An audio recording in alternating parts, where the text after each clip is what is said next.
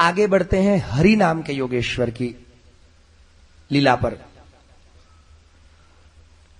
इस बात को आप समझे, इसको भी पूरा करना बाकी है अभी।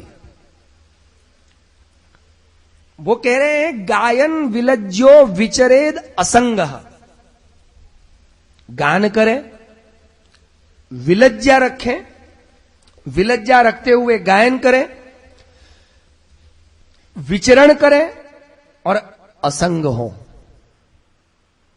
और ये एवं व्रतस्व प्रिय नाम कीर्त्या जातानुरागो द्रुतचित्त उच्चई हसत्यथोरोदिति रईति गाय क्युन्मादवन नृत्यति लोक बाह्य। इसमें बड़े प्रेम की लीलाओं का वर्णन है। एवं व्रत, जीवन में भक्ति की और भक्ति की प्राप्ति के लिए प्रेम की आवश्यकता है, और भक्ति ही हमारा साधन है, भक्ति हमारा फल है। तो उसके लिए क्या करना चाहिए? जीवात्मा को ऐसे व्रत लेने चाहिए। कैसे व्रत? कि एक जगह पर, और वो भी कैसी जगह? एक जगह का मतलब ऐसी जगह कि जो जगह आपको संसार में आसक्त करती हो। क्योंकि कभी कभी क्या होता है, जगह भी हमें मोहित करती है। कुछ लोगों को मकान में बड़ी आसक्ति होती है। ये मकान तो हमारी पुरखों का, इसमें बड़ी यादें हैं, ये मकान नहीं छोड़ेंगे। अब देखो, ये ईंट चूने पत्थर के मकान में, मकान ईंटों से बनता है, पत्थरों से बनता है, चूने से बनता है। उसकी बड़ा बंगला होगा, जमीन होगी, सब कुछ होगा, उधर नहीं जाए। बोले इसमें आसक्ति है। अरे जिसकी ये पत्थर के मकान से आसक्ति नहीं छूटी, इस मकान से आसक्ति कैसे छूटेगी? ये भी किराए का है और एक दिन ये भी छोड़ना है। और इसमें से आसक्ति नहीं छूटेगी तो उसमें व्यसन कैसे सिद्ध होगा?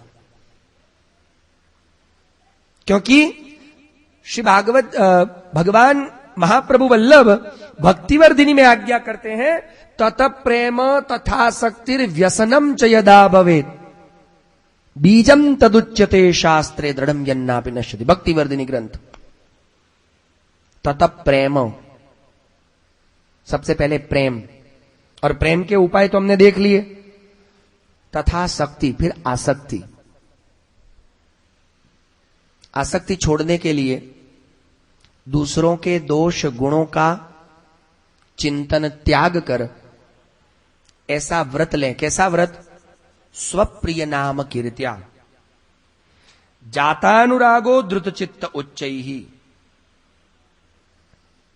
अपने परम प्रियतम, अपना इस दुनिया में एक ही प्रियतम है, पति भी एक ही बनने लायक है दुनिया में। ठीक है, हम इस शरीर के किसी को पति माने, पर ये लोग तो शरीर के भी पति बनने के लायक नहीं है।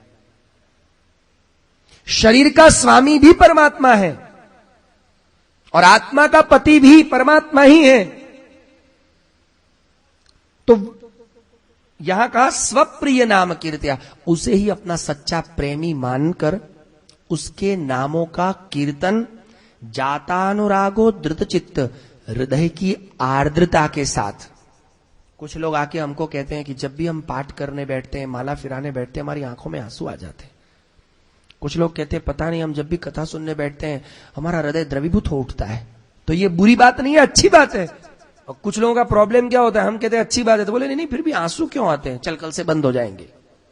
अरे यार, आ रहे हैं तो अच्छी बात है ना, समझ लेना अच्छी बात है। अच्छी बात पे सोचना क्या, बुरी बात हो तो सोचने की जरूरत है कि यार ये सोचनीय विषय है। सोचनीय मतलब चिंता का विषय है। क्योंकि आप लोग शायद खेती बाड़ी करते हैं कि नहीं करते मालूम नहीं, पर आपको मालूम है जब भी कोई बीज अंकुरित करवाना हो, बीज बोना हो और बोने के बाद बीज जल्दी अंकुरित हो, उसके लिए खेत में सबसे पहले क्या किया जाता है मालूम है? हल चलाया जाता है। बीज बोने के पहले हल चलाया जाता है। हल चला के पूरे खेत को ऐसे ऐसे, मतलब हर एक प्रकार से जोतना पड़ता है। जोतने के बाद उसमें पानी डाला जाता है, वापस खेत को फिर से, उससे क्या होता है, वो जमीन कैसी हो जाती है? पोली, नरम। क्योंकि जब तक दयार्द्र द्रवीभूत नरम जमीन नहीं होती ना, तब तक बीज बोया नहीं जाता और बीज बोने के बाद उसमें अंकुरण नहीं होता। इसलिए अभी अभी कोंकण प्रदेश में, महाराष्ट्र में, क्योंकि वहां की जमीन थोड़ी सी कठोर होने के कारण वहां एक नई खेती प्रारंभ हुई, जिसको हमारे गुजराती में अड़सिया कहते हैं। अब आप क्या बोलते हो? ऐसे कीड़े होते हैं जो जमीन को कुरेदते रहते हैं, अड़सी कहते हैं, अड़सिया। हमारे यहां भी अड़सिया ही कहते हैं। तो अड़सियाओं की भी खेती होती है, आपको मालूम है? अड़सियाओं को पैदा किया जाता है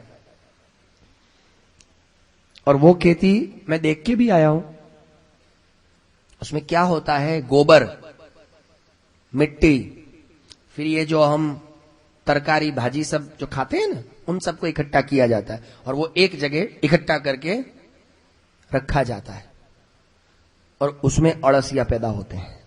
और वो इतने, वो आप देखो तो आप आश्चर्यचकित हो जाओ कि वहां ऐसा नरम हो कि आप अगर गलती से हाथ रख दो तो इतना हाथ अंदर चला जाए, आपको लगे नहीं कि इतनी नरम होगी जमीन। और वो मिट्टी ले जाके फिर खेत में ऐसे डाली जाती है, तो वो अड़सिया खेत की जमीन को मतलब हल कम चलाना पड़े और अपने आप अंदर से जमीन को वो अंदर से पोली करते हैं। तो जल्दी, इसलिए वहां काजू, ये सब कोंकण प्रदेश में काजू, नारियल, वो जो हम पीते हैं कोकोनट, वो सब ज्यादा होता है। वो नरम अपने आप पोला, तो पानी अपने आप अंदर चला जाता है, तो उसकी भी खेती होती है। हाँ, अड़सियाओं की। तो मैं देख के भी, बदबू बड़ी आती है, पर देखना भी एक आनंद है। कभी कभी आपको मतलब ऐसा भी लगे क्या हो रहा है ये सब, ऐसे से वो वहीं घूमते रहेंगे। इन सब बातों से तात्पर्य यही निकलता है कि भाई जब तक जमीन नरम ना हो, अंदर से, बाहर से दिखेगी नहीं पर अंदर से नरम, तब तक ये बीज नवपल्लवित नहीं होगा। ऐसे ये भक्ति का बीज नवपल्लवित तभी होता है जब चित्त मतलब अंतःकरण, चित्त का मतलब बुद्धि नहीं। यहां जब चित्त की बात आती है भक्ति मार्ग में, तब चित्त मतलब हृदय, मन, अंतःकरण, ये दयार्द्र द्रवीभूत नहीं होता है तब तक। तो यहां उन्होंने कहा स्वप्रिय नाम कीर्त्या जातानुरागो धृत चित्त।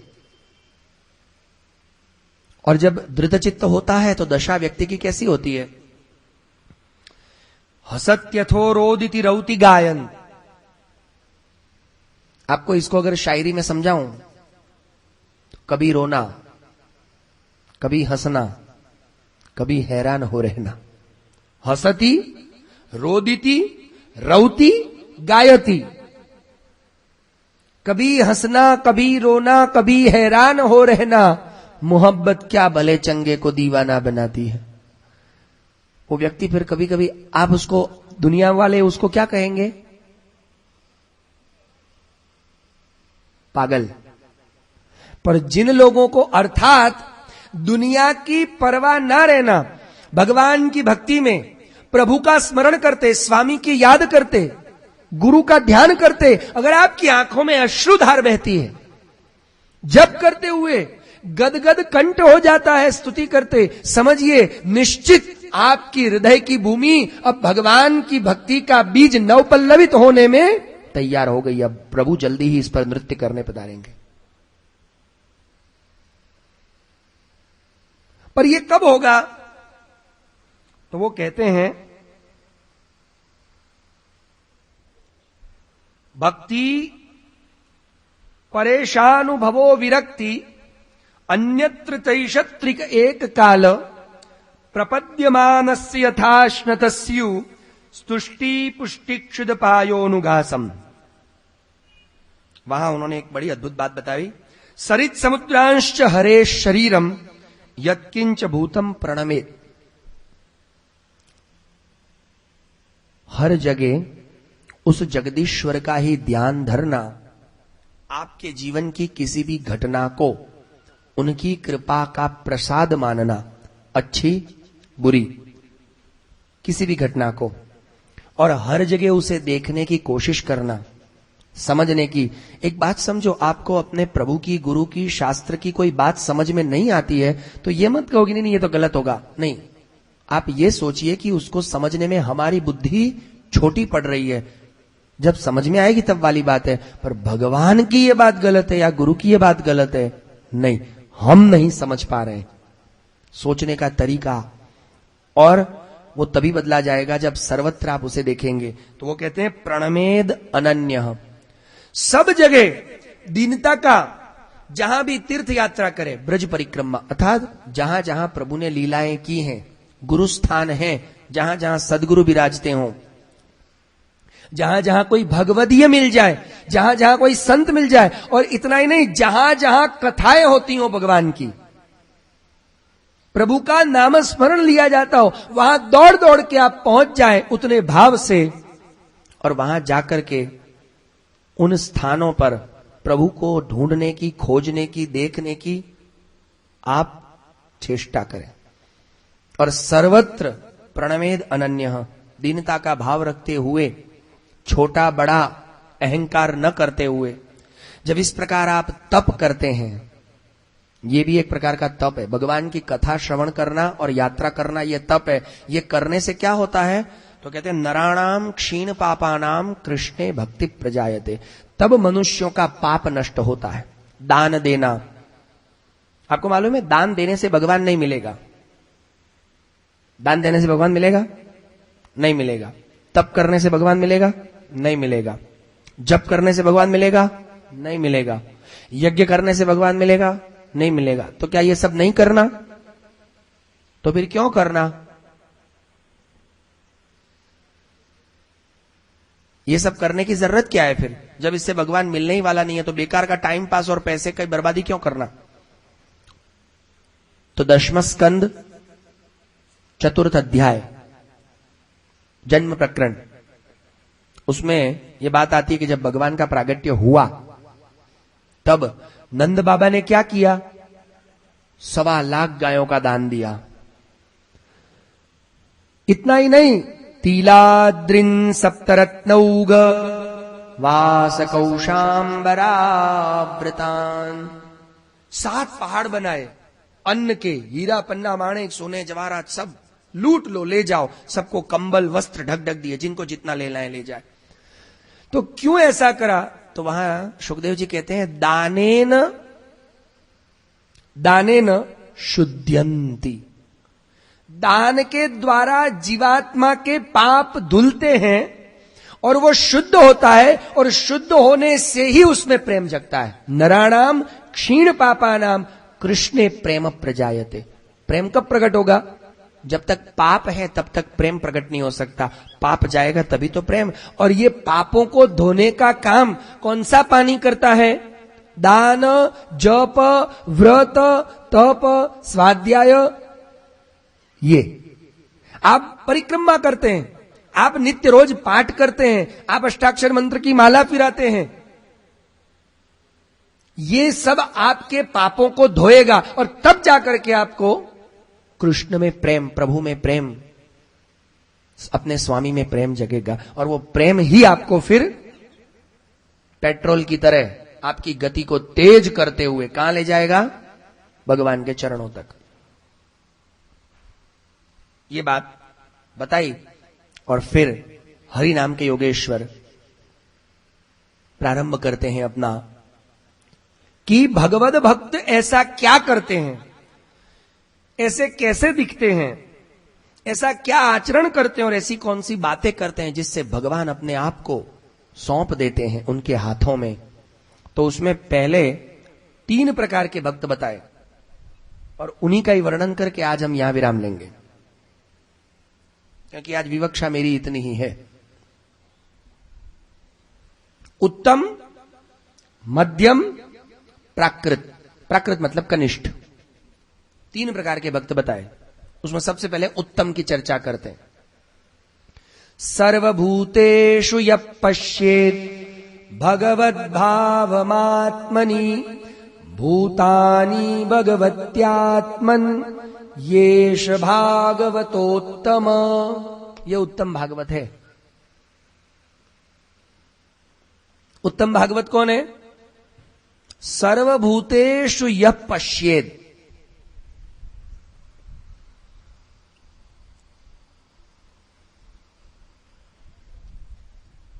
सर्वभूतेषु यः पश्येद भगवद भावम, सबके अंदर भगवद भाव का ध्यान रखता हो। इसने मेरे प्रभु के ही कार्य को संपादन किया है और प्रभु इसमें बैठ के मेरा कार्य संपादन करवा रहे हैं, ये भगवत भाव। वैसे इसका गूढ़ अर्थ और है, पर आज हम सिर्फ तीनों का शाब्दिक अर्थ लेंगे, उत्तम मध्यम कनिष्ठ। और इतना ही नहीं, सर्वभूतेषु यः पश्येत् भगवत भावम आत्मनि, और वो भगवान कहां बैठा है? जो मेरे अंदर है वही सबके अंदर है, जो सबके अंदर है वही मेरे घर के अंदर है। मेरे घर के छोटे से सिंहासन पे बैठा कन्हैया वही मेरा घर चला रहा है, मेरे अंदर बैठ के मुझे चला रहा है, और इन सबके अंदर बैठ करके भी मुझे सदुपदेश दे रहा है। सब में उस परब्रह्म के दर्शन। और ये क्या करना, कैसे करना, वो फिर कल बताएंगे। दर्शन कैसे करना भगवान के सब में, नहीं तो लफड़ा हो जाएगा ना। सब में दर्शन करोगे तो सास बोलेगी बहू में भगवान के दर्शन हो रहे, चलो पांव छुओ, भगवान के दर्शन तो रहे, पांव तो छूने पड़ेंगे, लफड़ा स्टार्ट हो जाएगा। हो गया ना। फिर अगर मालिक नौकर को डांटेगा, हे दूध गिरा दिया, अक्कल नहीं है, नौकर बोलेगा मुझ में आपको भगवान दिखता है, पांव छुओ, लफड़ा स्टार्ट। तो कैसे देखना वो कल समझेंगे, आज तो आपको अर्थ बता रहा हूं। सर्वभूतेषु यः पश्येत् भगवत भावमात्मनि भूतानि भगवत्यात्मन, और सबको भगवान के अंदर देखने वाला, सबको भगवान के अंदर देखने वाला, येष भागवतोत्तम। इसके लिए बड़ा सुंदर एक दृष्टांत है, प्रभु सब अपन कल। अब मध्यम भक्त कौन है वो तो मुझे समझाने की भी जरूरत नहीं है, कल भी, क्योंकि हम पहले ही समझ गए। ईश्वरे तदधीनेषु बालिशेषु द्विषत्सु च प्रेम मैत्री कृपापेक्षा यः करोति समध्यमः।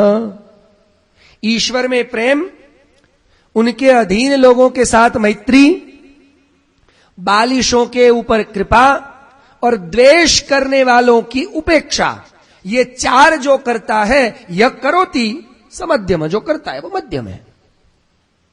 अब प्राकृत कौन, ये तीन कक्षाएं बताएं। अर्चायाम एव हरये पूजाम यश्रद्धये हते। ध्यान से समझना, मुझे तो लगता है हम इस प्राकृत में भी नहीं आते। मैं आपकी बात नहीं कर रहा, मैं अपनी बात कर रहा हूं। आप लोग तो शायद उत्तम में ही आते होंगे, पर मैं जब ये पढ़ता हूं तो इस प्राकृत की कक्षा में भी मेरी गिनती मुझे नहीं दिखती।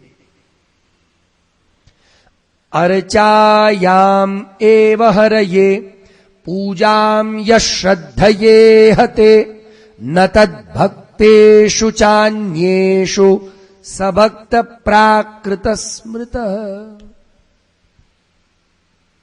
अर्चायाम एव हरये,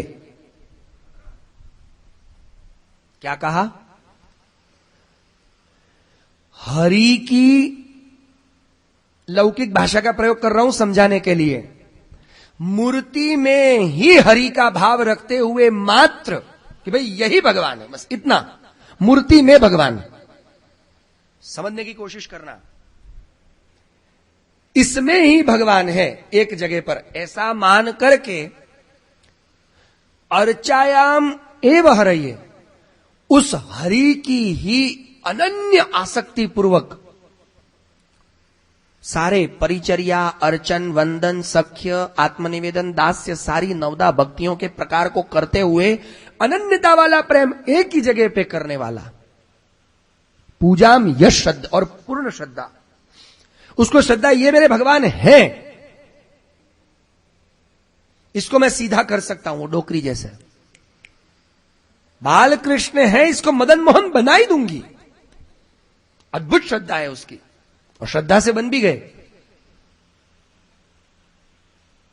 और इतना ही नहीं, न तद भक्तेषु न चन्येषु, मतलब भगवान के भक्तों पर भी प्रेम न रखता हो, और भक्त नहीं है उन पर भी कोई सरोकार, उसको न भक्तों से सरोकार है, और न जो भक्त नहीं है, भले ही फिर अपने रिश्तेदार है, उनसे भी सरोकार नहीं, सिर्फ इसमें ही लगा हुआ है। रामकृष्ण परमहंस, किसी से सरोकार नहीं है।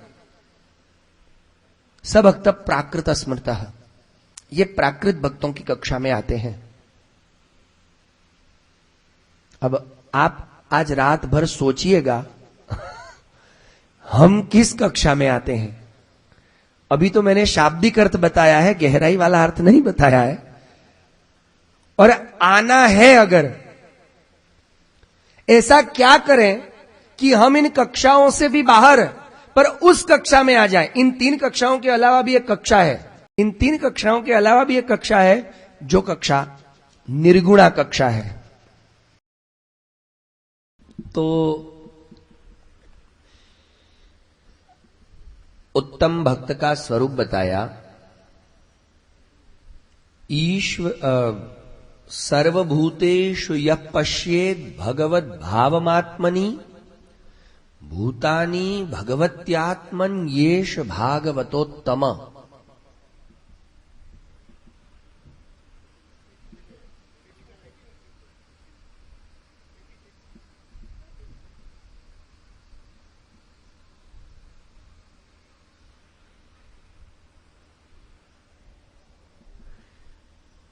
इसमें एक बहुत बड़ी बात है, उत्तम भक्त किसे कहेंगे।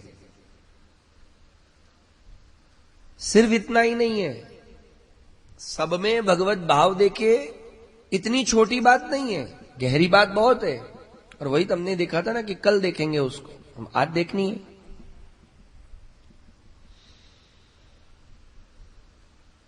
वहां वो कहते हैं सर्वभूतेषु यः पश्येत् भगवद् भावम् आत्मनि भूतानि भगवत्यात्मन् येष भागवतोत्तमः। सर्वभूतेषु का मतलब सिर्फ प्राणी मात्र या सब में ही नहीं, इस विश्व में जो कुछ भी है, दीवार दरो दीवार, उजड़े मकान, सब जो कुछ भी है, किसी भी व्यक्ति वस्तु पदार्थ या विचार में न्यूनाधिक्यता न देखने वाला। जब वो व्यक्ति किसी वस्तु पदार्थ या व्यक्ति में न्यूनाधिक्यता नहीं देखता है तो फिर भगवद स्वरूपों में न्यूनाधिक्यता, कहीं भी न्यूनाधिक्यता, भेद दृष्टि जिसके मन में नहीं आती कि ये बड़ा, ये छोटा, ये मेरा, ये पराया, अपने पराये का भेद भी जिसके मन में नहीं है, और ये श्रेष्ठ और ये अश्रेष्ठ, जिसके लिए सब कुछ समान है, जो भी प्रभु की कृपा से जैसा भी जीवन मिला है, अगर दुखद परिस्थिति है तो दुखद परिस्थिति में न दुख प्रकट होता है, उसको भी वो प्रभु की अनुकंपा ही मानता है। और अगर सुखद परिस्थिति आई है तो भी प्रभु की कृपा अनुकंपा ही वो मानता है। अर्थात परिपूर्ण भगवत सत्ता का दर्शन करने वाला, परिपूर्ण। और सबसे बड़ी बात है भगवत सत्ता का दर्शन करने वाला, मतलब किसी की बुद्धि भ्रष्ट है तो वो भ्रष्ट क्यों है?